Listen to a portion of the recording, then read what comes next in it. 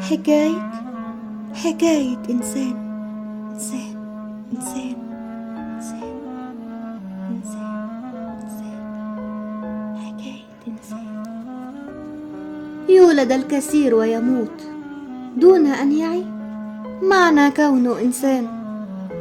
فالإنسان ليس مجرد الذات البشرية فحسب، بل هو كيان متكامل يحمل العقل الراجح للتفكير، والقلب النابض بالإحساس، والضمير القائم على أي تجاوزات، والرحمة النابعة من الذات التي تستمد قوتها من إحساسها بالأمان لتمثل الإنسانية بين العباد.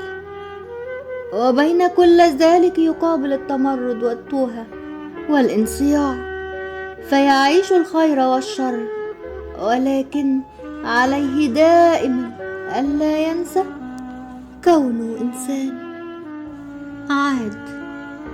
عاد بوجهه الشاحب لحيث يسكن الآن، فمنذ أيام لم يعرف النوم لجفونه عنوان، فأخذ يطوف بخاطره يتذكر كل ما كان.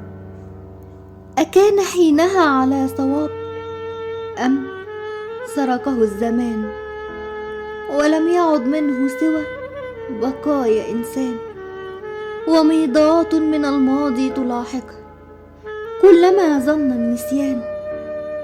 لم يعد يحتمل الذكرى، ولكن عليه محاسبة نفسه الآن على ما فعل وما كان. لذا قرر أن يعود للماضي ليتذكر كيف كان إنسان.